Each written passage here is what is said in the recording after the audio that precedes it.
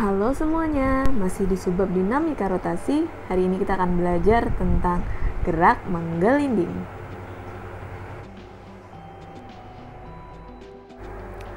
Sebelum kita membahas gerak menggelinding, kalian perlu tahu bahwa semua benda yang bergerak rotasi punya yang namanya energi kinetik rotasi sebesar setengah I omega kuadrat, dengan EK adalah energi kinetik dalam joule, I adalah momen inersia dalam kilogram meter kuadrat, dan omega adalah kecepatan sudut dalam radian per second. Kombinasi dari gerak rotasi dan translasi disebut gerak menggelinding. Gerak menggelinding ini terjadi ketika benda bergerak lurus dan bergerak melingkar secara bersamaan.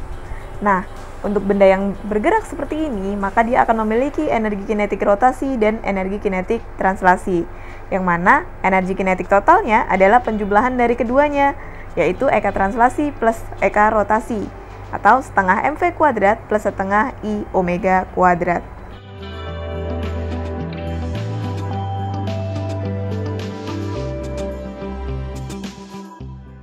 Untuk kasus gerak menggelinding pada bidang datar, maka akan berlaku dua persamaan.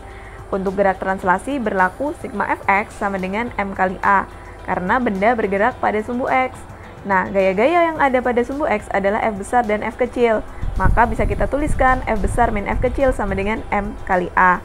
Nah, untuk sumbu Y berlaku sigma Fy sama dengan 0, karena benda tidak bergerak pada sumbu Y, sehingga berlaku N minus Mg sama dengan 0. Selanjutnya, untuk gerak rotasi berlaku persamaan sigma torsi sama dengan I dikali alfa, dengan sigma torsinya adalah F kecil dikali R. Ingat, torsi adalah gaya dikali jarak ke poros, sehingga yang memiliki torsi hanya F kecil, karena F besar berada tepat pada porosnya. Selanjutnya kita uraikan I sama dengan K mr kuadrat dan alfa adalah A per R seperti yang sudah kita pelajari sebelumnya. Sehingga kita dapatkan persamaan F kecil sama dengan K ma, dengan K adalah bilangan real momen inersia tergantung pada bentuknya. Kalau gerak menggelinding ini berasal dari ketinggian H, maka kita dapat uraikan gaya-gayanya sebagai berikut. Ada gaya berat yang arahnya ke bawah, ada gaya normal yang tegak lurus bidang, ada gaya gesek, kemudian ada W sin theta dan W cos theta yang merupakan uraian dari gaya berat. Pada gerak ini juga ada dua persamaan. Yang pertama adalah untuk gerak translasi benda berlaku sigma F sama dengan M kali A, dengan sigma F-nya adalah W sin theta atau Mg sin theta min F kecil atau Fk sama dengan M kali A. Persamaan ini didapatkan karena gaya-gaya yang berada pada arah gerak hanya W sin theta dan Fk saja. Selanjutnya, untuk gerak rotasi berlaku persamaan sigma torsi sama dengan I dikali alfa. Sigma torsi yang berlaku di sini hanya gaya yang memiliki jarak ke poros, yaitu Fk atau F kecil. Nah, di sini kita dapatkan persamaan F kecil atau Fk adalah Kma. Nah, dengan mensubstitusi dua persamaan tadi, maka kita akan memperoleh nilai percepatan adalah G sin theta per 1 plus K. Dengan nilai K adalah bilangan real momen inersia yang nilainya berbeda-beda tiap bentuk bendanya. Pada gerak menggelinding dari ketinggian H juga berlaku yang namanya hukum kekekalan energi. Nah, di sini berlaku EP1 plus EK1 sama dengan EP2 plus EK2. Jangan lupa, di sini dia bergerak menggelinding, maka energi kinetiknya ada dua, energi kinetik translasi dan rotasi, atau setengah mv kuadrat plus setengah I omega kuadrat. Jika yang dicari adalah kecepatan di dasar bidang, maka berlaku EP1 adalah mgh dan EK1 adalah 0 karena dia awalnya diam. Kemudian EP2 adalah 0 karena di dasar, sementara EK2 adalah setengah mv kuadrat plus setengah I omega kuadrat.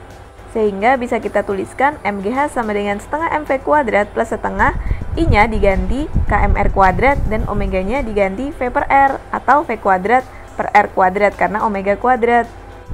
Selanjutnya bisa kita sederhanakan lagi menjadi mgh sama dengan setengah mv kuadrat plus setengah kmv kuadrat. M-nya bisa kita coret sehingga kita akan menemukan persamaan akhir besar V sama dengan akar 2gh per 1 plus K.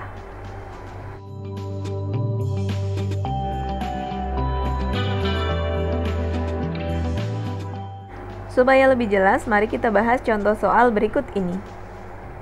Sebuah bola pejal bermassa 10 kg mula-mula diam, kemudian dilepaskan dari ujung sebuah bidang miring dan mulai bergerak translasi rotasi. Jari-jari bola adalah 1 meter dan ketinggiannya adalah 28 meter. Tentukan kecepatan bola saat tiba di ujung bawah bidang miring. Mari kita bahas bersama-sama ya.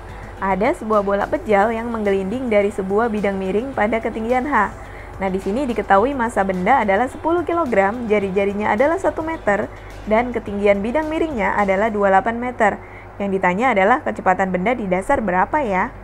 Untuk pertanyaan seperti ini, kita bisa menggunakan hukum kekekalan energi mekanik, yaitu EP1 plus EK1 sama dengan EP2 plus EK2. Jangan lupa, EK-nya ada 2, yaitu EK rotasi dan translasi.